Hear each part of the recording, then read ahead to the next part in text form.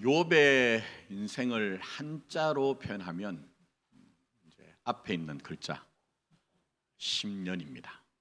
글자 그대로 보면 깊을 심자에 못 연자, 깊은 연못입니다. 그러나 그렇게만 사용되지 않죠.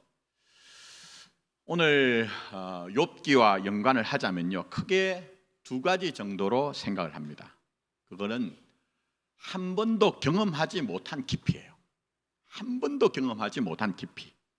대체로 이 한 번도 경험하지 못한 깊이라는 것은 두려움, 당황, 불안, 불면 등등으로 얘기할 수 있는 어두운 현실로 볼 수가 있습니다. 그러나 또 한 면이 있다고 하면 경험하지 못한 깊이라는 것은 미지의 세계이기 때문에 그 안에서 이전과 다른 나로 태어난다는, 만들어진다는 그런 이제 이중적인 의미가 있습니다. 인류의 역사가 대단하지 않습니까? 그 가운데 실제로 생존하셨던 분입니다. 오래전에 작곡을 하셨지만 앞에 있는 분을 한번 보시면 이분이 누구시죠? 보신 분도 계시겠지만 모르실 거예요. 프리다 칼로라고 하는 멕시코가 낳은 세계적인 초현실주의 화가입니다. 그러나 의외로 이분은 정식으로 미술을 배운 적이 없습니다. 그런데 어마어마하신 분이거든요. 자, 그러면 이분이 왜 그렇게 되었을까? 그 이유는 삶의 10년이 있었기 때문입니다. 삶의 10년. 그러니까 제가 이분의 삶을, 설교 목적이 이분을 연대기적으로 알리자는 건 아니거든요. 간단하게 보자면 어릴 때에 소아마비를 앓았습니다. 9개월 동안 병을 앓고 일어났더니 한쪽 다리가 장애가 되어서 절기 시작했습니다. 그러나 이건 아무것도 아닙니다. 흔히 말하는 약과입니다. 프리다 칼로가 자전적으로 얘기한 게 이런 얘기입니다. 내 삶에는 두 번의 심각한 사고가 있었다. 하나는 전차였고 두 번째는 디에고였다. 근데 그 가운데 두 번째가 훨씬 안 좋았다고 한 삶의 10년이 있었습니다. 자, 첫 번째 사고는 그녀의 나이 18살에 그녀가 타고 가던 버스가 전차와 추돌을 했습니다. 근데 버스 안에 있던 기둥이 그녀의 몸을 꿰뚫고 지나갔습니다. 척추와 갈비뼈와 쇄골, 그리고 그녀의 골반을 3조각으로 조각을 내버렸습니다. 그래서 그 이후로 아이를 그렇게 갖기를 원했는데요, 아이를 갖지 못하는 몸이 됐습니다. 그리고 평생 35차례의 아주 큰 수술을 받아야 했고 조금 이른 나이에 별세를 하셨거든요. 그 이유도 여기에 있는 것입니다. 자, 그러나 그녀는 첫 번째 사고는 두 번째 사고에 비하면 아무것도 아니래요. 디에고가 누구냐 하면 프리다 칼로의 남편입니다. 이 프리다 칼로의 남편인 디에고는 사실은 그 당시 멕시코의 국민적인 화가였습니다. 대단한 사람이었습니다. 그러나 심각한 바람둥이였습니다. 심각한 바람둥이. 그래서 누구나 다 결혼을 반대했습니다. 공식적으로 이 당시에 디에고가 프리다 칼로와 결혼할 때 3번째 결혼이었어요. 이 사람은 5번 결혼했거든요. 물론 그 중에는 프리다 칼로와 이혼했다가 다시 재결합한 것도 있지만, 그리고 나이가 그 당시에 디에고 나이가 41살, 그리고 프리다 칼로가 21살이었는데요. 보시면 거구잖아요, 남자가. 90kg가 넘습니다. 그리고 프리다 칼로는 몸매가 아주 작은 그런 여인이었거든요.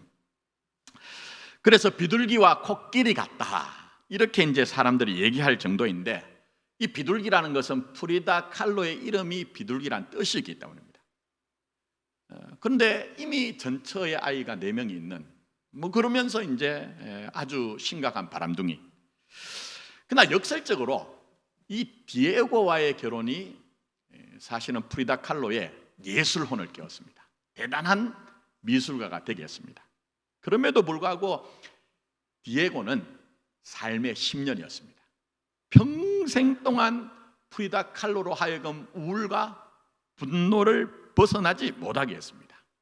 그 말씀드린 것처럼 심각한 외도, 그 어느 정도냐, 뭐 자세하게 말씀드리긴 그렇고 프리다 칼로의 친구, 또 심지어는 심각하게도 프리다 칼로의 여동생과도 그런 일을 저질렀습니다. 근데 이 디에고라는 사람이 뭐라고 얘기했느냐? 프리다 칼로가 죽고 난 이후에 자 이렇게 얘기합니다. 난 이상하게도 한 여인을 사랑하면 할수록 더 많은 상처를 주고 싶었다. 프리다는 이런 나의 역겨운 성격으로 인한 희생양 중에 가장 대표적인 여인일 뿐이었다 얘기합니다. 이건 뭔가요, 여러분? 과학적인 인격 장애입니다. 과학적인 인격 장애예요. 사이코패스죠. 나르시스트입니다. 누군가 지독하게 타인을 괴롭힌다면 성격적으로 문제 있는 거예요.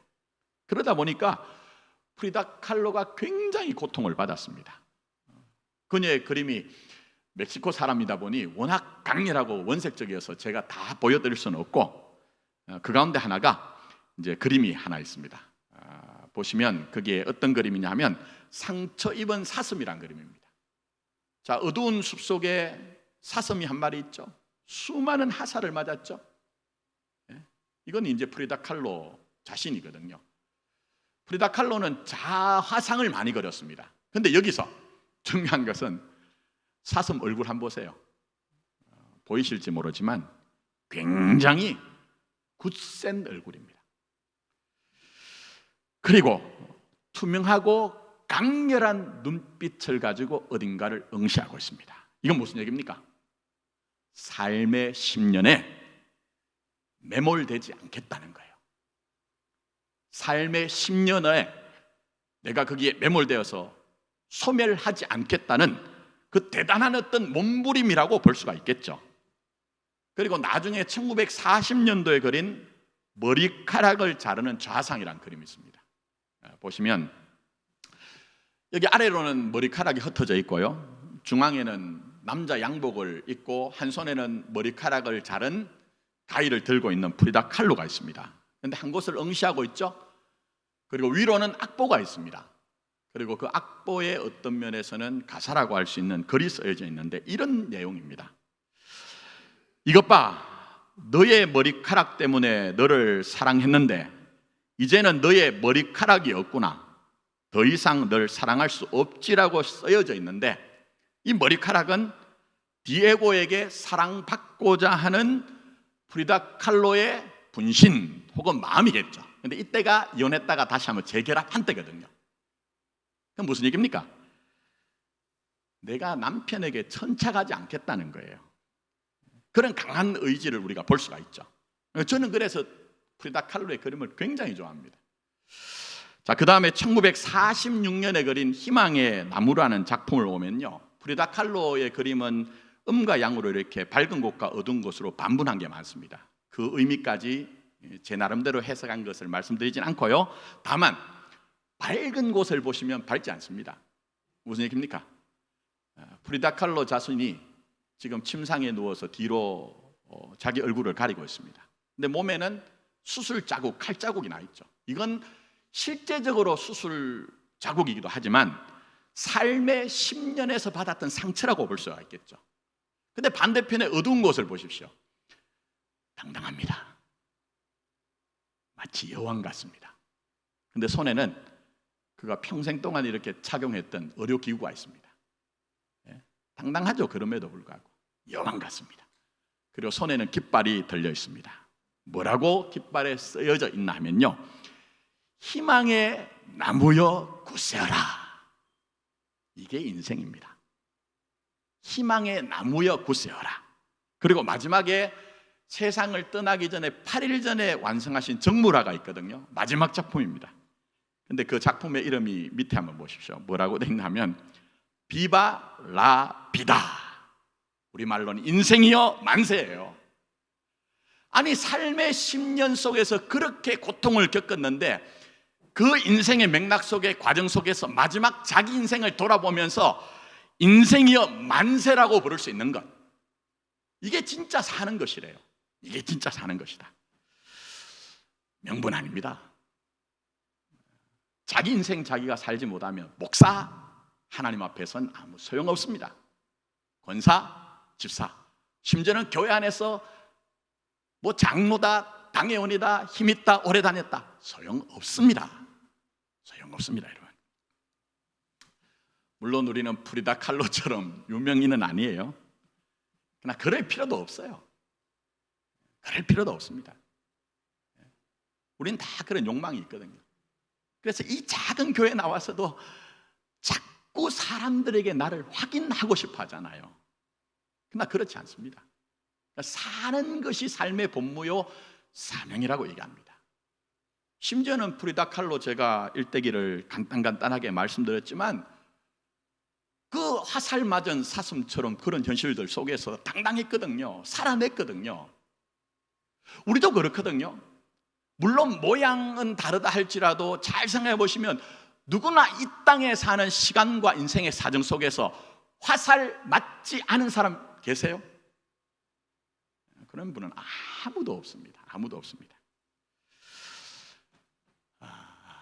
그러나 그 현실 속을 살라고 합니다. 그래서 여러분, 프리다 칼로가 뭐라고 얘기했는지 마지막 그림입니다. 자, 이렇게 얘기합니다.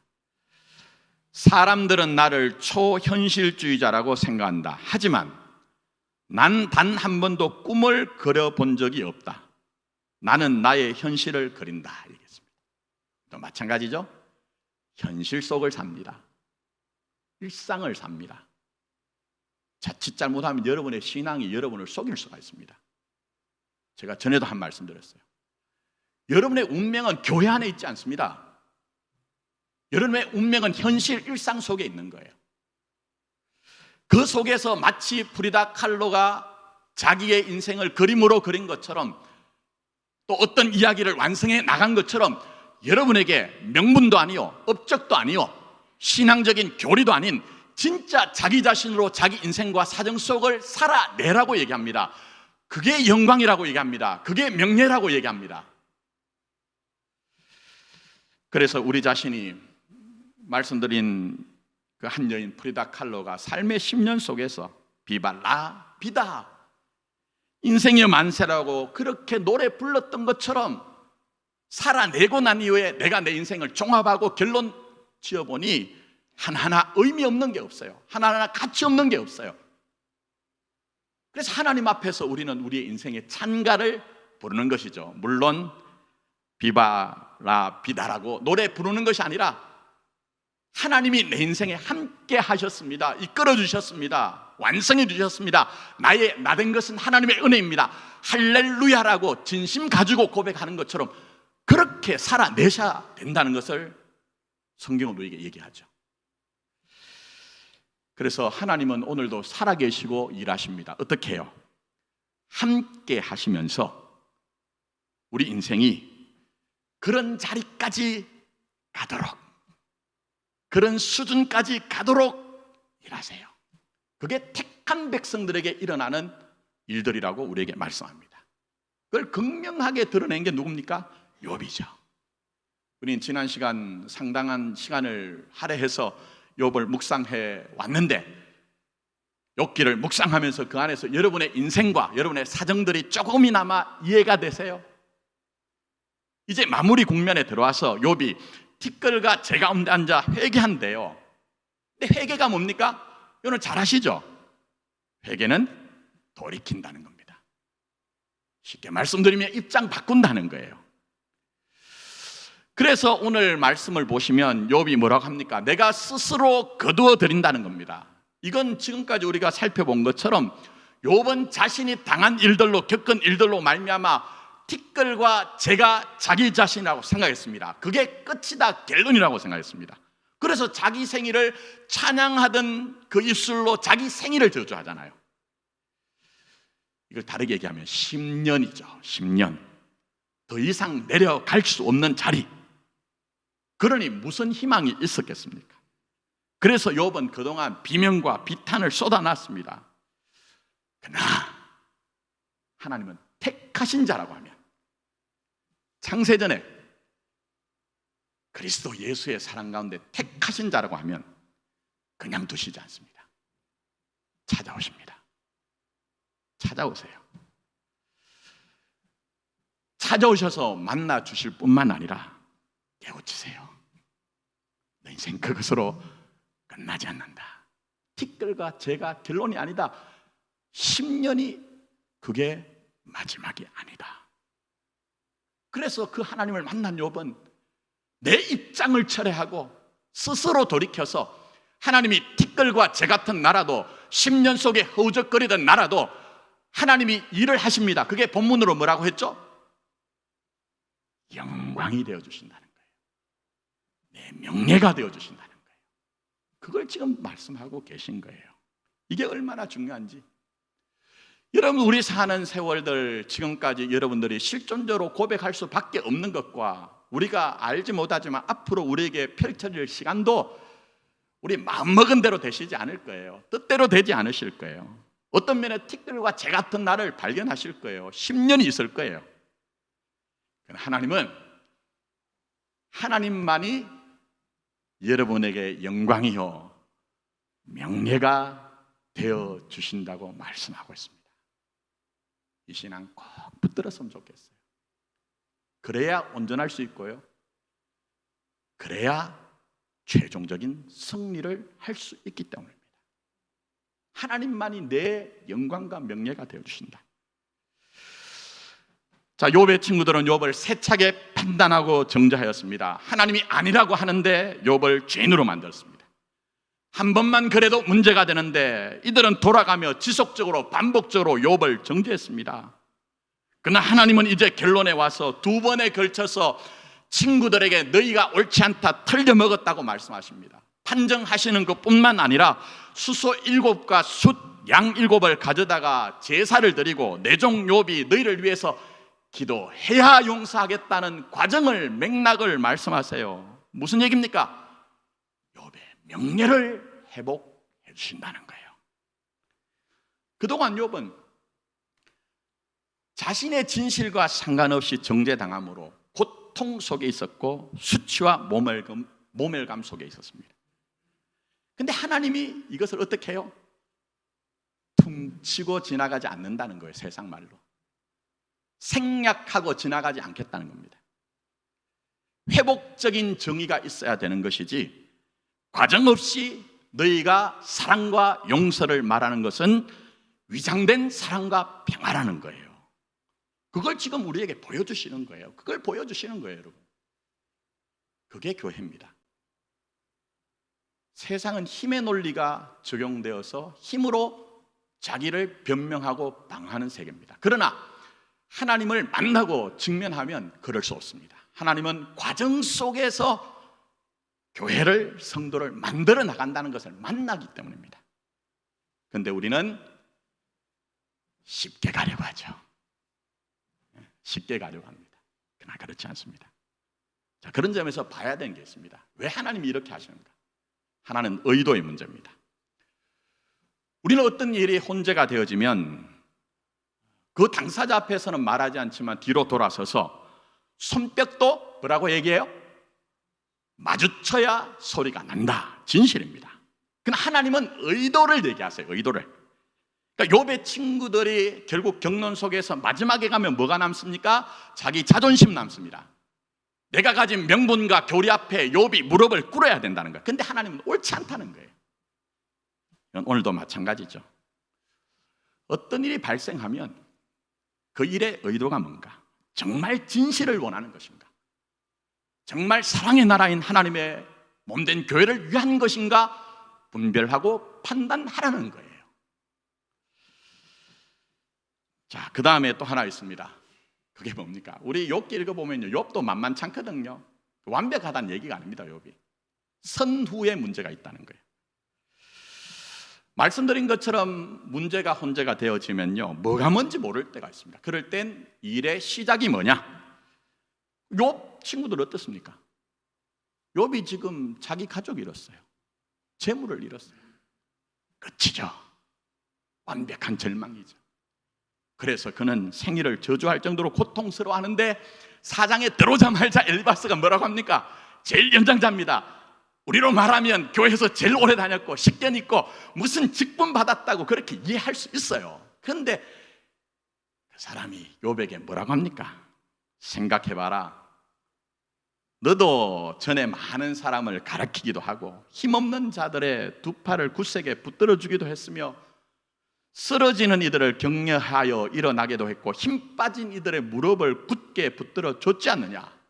근데 이제 네가 그 일을 당하니까 네가 이렇게 짜증스러워하고 낙담하고 있구나 비아냥거립니다. 무슨 얘기입니까? 너 믿음 좋다는 것 다 어디 있냐? 이거 우리 가끔 듣거든요. 그렇죠?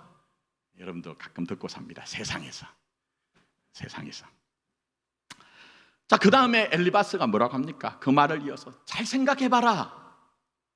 죄 없는 사람이 망한 일이 있더냐? 정직한 사람이 멸망한 적이 있더냐고 먼저 판단하고 먼저 정죄합니다. 자, 그런 점에서 하나님은 지금 의도를, 선후를 지금 얘기하는 거예요. 욥의 친구들에게 너희들이 회복을 위한 과정을 거치지 않으면 나도 그렇게 하지 않겠다는 거예요. 근데 오늘 현실은 어떻습니까? 우리는 주님의 몸된 교회가 하나님의 나라를 실현해가는 공동체라고 믿고 있습니다. 근데 의도가 좋지 않아요. 먼저 시작했어요. 변명하기에 급급합니다. 그리고 주변에서 좀 강하게 그렇게 하는 것은 신앙적인 것이 아니라고 해야 되는데 동조합니다. 왜요? 솔직히 목회하다 돌아보면요, 주님이 중요하지 않습니다. 유지하던 관계가 중요합니다. 그래서 아브라함을 통해서 본토와 친척과 아비 집을 떠나는 게 진짜 신앙이라고 하셨고, 구원은 육신의 정욕과 안목의 정욕과 이생의 자랑을 따르지 않는다. 그렇게 우리에게 말씀하시는 거예요. 그렇게 말씀하시는 거예요. 그러니 하나님의 나라 영생 구원은요, 넓은 길이 절대 아닙니다. 절대 아닙니다, 여러분. 그러니 여러분이 이 길을 가실 때 조금은 불편한 마음도 들고 억울한 마음도 들고 힘든 마음 드시죠? 잘 가고 계신 거예요. 진짜 잘 가고 계신 거예요. 진짜 여러분이 잘 가고 계신 것입니다. 근데 많은 분들은 심지어 성경조차도 자기 편에서 이해하고 곡해합니다. 대표적으로 마태복음 5장 23절 24절에 그러므로 예물을 제단에 드리다가 거기서 내 형제에게 원망 들을 만한 일이 생각나거든 예물을 제단 앞에 두고 먼저 가서 형제와 어떻게 하라고요? 화목하고 그 위에 와서 예물을 드리래요. 근데 이 말씀을 상처 입은 자에게 적용합니다. 성경 그거 아닙니다, 여러분. 성경을 제대로 못 보니까 오히려 착한 사람, 여러분처럼 착한 사람인 여러분들이 교회 나와서 예배 드리면서 찜찜해합니다. 성경 그런 얘기 아닙니다, 여러분. 이 말씀 위로 올라가면 17절 18절에 내가 율법이나 선지자를 폐하러 온 줄로 생각하지 말라. 폐하러 온 것이 아니요 완전하게 하려 함이라. 진실로 너에게 이르노니 천지가 없어지기 전에는 율법의 1.1획도 결코 없어지지 아니하고 다 이루리라고 말씀하신 후에 이 맥락 속에서 그 다음에 뭐라고 얘기를 하시냐면요, 형제에게 노하는 자마다 뭘 받아요? 심판을 받고 형제를 라가, 우리로 말하면 바보 천치입니다. 형제에 대하여 바보 천치라고 하는 자는 공에 잡혀가고 미련한 놈이라 하는 자는 지옥불에 들어가게 되리라 합니다. 이거 직설법으로 이해하시면 안 됩니다. 그럼 여러분들이 나 그런 얘기가 아니고 이건 과장법입니다. 성경의 문학 양식으로 얘기하면 하나님이, 우리 주님이 그 정도로 강하게 말씀하시면서 그 다음에 뭐라고 얘기하느냐, 너 예물 가지고 나와서 예배 드린다고 하지? 근데 네가 형제들에게 원망받을 만한 일이 있으면 그렇게 하지 마. 가서 용서받아. 이 얘기예요. 이 얘기입니다. 그러니 여러분, 제대로 살기 위해서는 제대로 하나님의 말씀 만나야 됩니다. 그렇지 않으면 인생은 누구나 다 창조주 하나님 앞에 피조된 자이기 때문에 결정적인 시간에 하나님 앞에 서죠. 근데 사도 바울이 뭐라고 하죠? 자고한대요. 자고. 평소에 우리가 사람 신경 쓰며 사람에게 인정받는 것 아무 소용없고, 내가 내 인생의 시간과 사정 속에서 정말 하나님 앞에 어떻게 산 것인가, 그걸 자기 스스로 얘기한대요. 자기 스스로. 그러니 진지하죠. 기독교 신앙은 가볍지 않습니다. 절대 그렇지 않습니다. 그걸 보여주는 대표적인 인물이 누굽니까? 삭개오입니다. 삭개오. 이런 삭개오가 주님을 만난 감격 속에서 뭐라고 얘기합니까? 주여 보시옵소서, 내 소유의 절반을 가난한 자에게 주겠습니다. 또 만일 내가 남의 것을 부당하게 빼앗은 것이 있으면 몇 배를 갚겠다고요? 4배를 갚겠다고 하잖아요. 이걸 자꾸 목사들이 감격받으니 그렇게 했다. 아닙니다.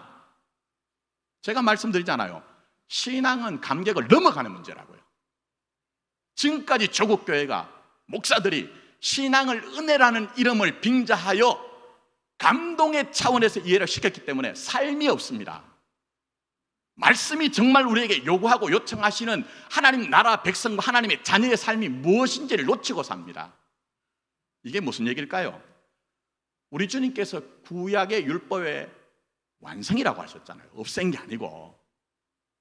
그 율법의 완성이신 주님을 만나니 제가 다 설명드릴 수 없고, 출애굽기 22장에 하나님이 도적질한 경우는 갑절을 배상하고, 혹시라도 도적질한 것을 팔거나 죽였을 경우에는 양은 4배, 소는 5배를 갚아야 한대요. 이게 무슨 얘기죠? 도적질한 것도 하나님 앞에 자기가 해야 될 목이 있고, 근데 그것을 가지고 와가지고 팔거나 죽였을 경우에는 더한 책임이 있다는 거예요.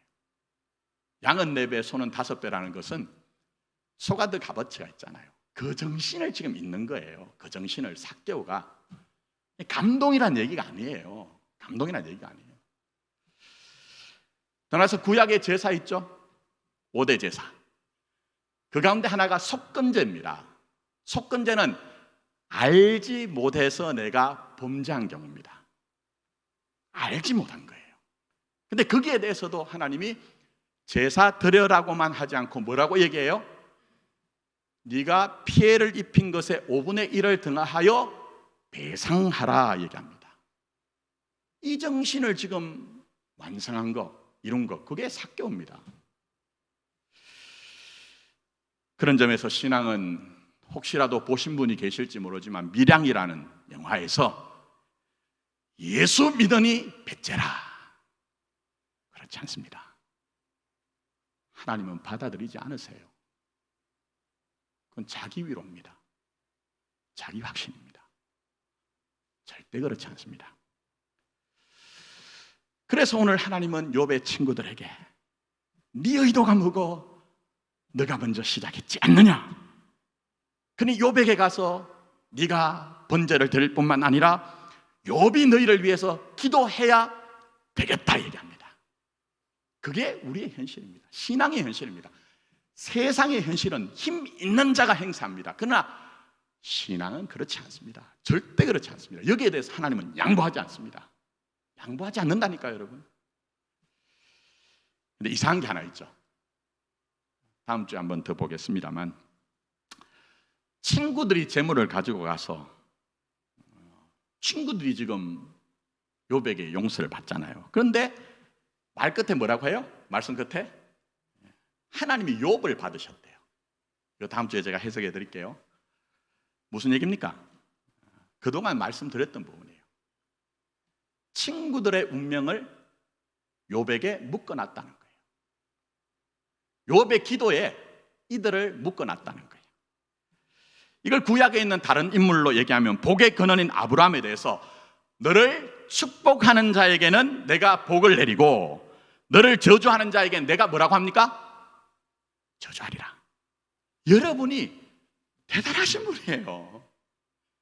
제가 여러분에게 확인시키고 싶은 것은 세상적으로 여러분이 티끌과 채처럼 여러분 자신을 느낄지 모르지만 하나님 안에서는요, 여러분이 대단하신 분이라니까요. 이걸 신약적으로 얘기하면 뭡니까? 내가 뭘 주신다고요? 천국 열쇠를 너에게 주리니 내가 땅에서 무엇이든지 매면 하늘에서도 매일 것이요 내가 땅에서 무엇이든지 풀면 하늘에도 풀리를 한 거예요.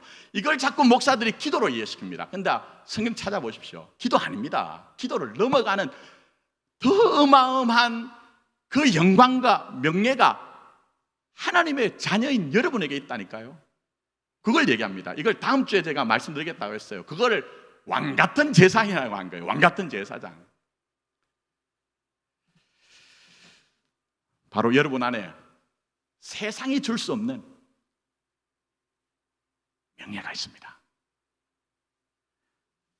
그래서 욥을 통해 결론에서 이걸 보여주시는 것입니다.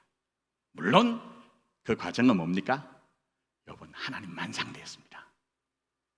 친구들과 격론을 벌이는 중에서도 마지막 결론과 궁극적으로 가면 하나님과 상대했습니다. 우리도 그렇게 살아야 됩니다. 그걸 성경적으로 뭐라고 얘기해요? 인내로 경주한다고 하는 거예요. 그게 여러분의 삶입니다. 포기하지 마십시오. 하나님이 여러분의 영광과 명예가 될 때까지 하나님을 상대하며 하나님을 의뢰하는 믿음을 놓치지 마십시오.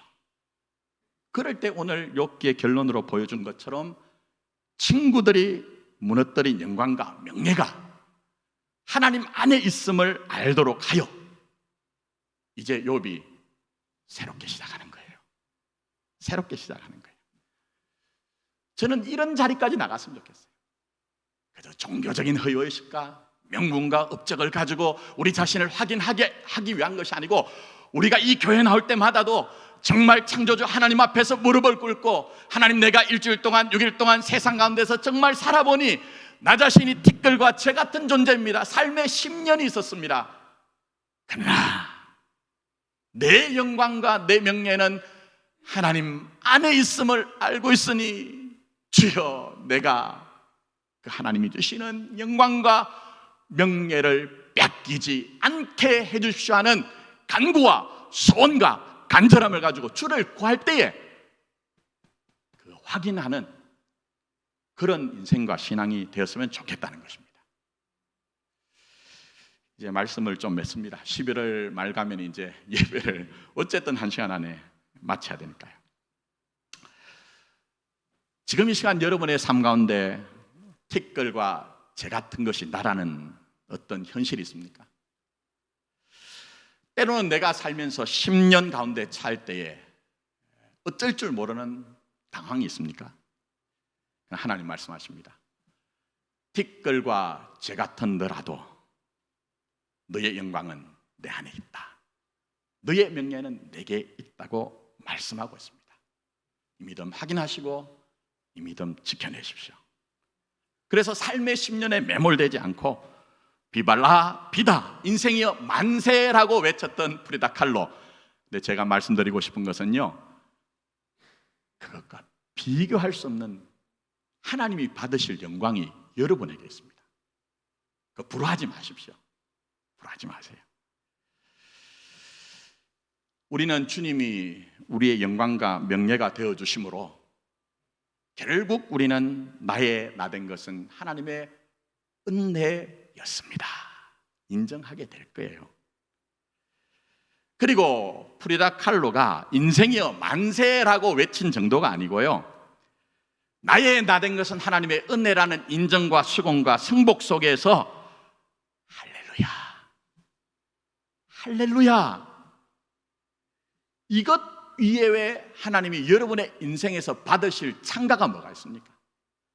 그 할렐루야라는 찬송이 그저 가식과 위선과 거짓이 아니라 정말 여러분이 티끌과 재 같은 나 10년 속에서도 하나님이 내 영광과 명예가 되심을 알고 믿기 때문에 결국은 언젠가 결정적인 시간에 우리가 하나님 앞에 섰을 때에 때로 이 땅의 삶은 모르겠어요. 잘 됐으면 좋겠습니다. 인정받았으면 좋겠습니다. 다 그럴 수는 없거든요. 우리가 각자 모양은 다를지라도 자기에게 주신 인생과 시간 속에 정말 주를 믿는 믿음으로 살아내요. 언젠가 주 앞에 섰을 때에 우리 눈의 눈물을 주의 병에 담아 주신다고 하신 위로, 우리 인생 전체를 끌어안아, 그게 몸으로 우리가 다시 부활한다는 내용 가운데 있거든요. 우리 인생 전체를 끌어안아 우리 등을 토닥이면서 너 충성하였다. 충성이 뭡니까?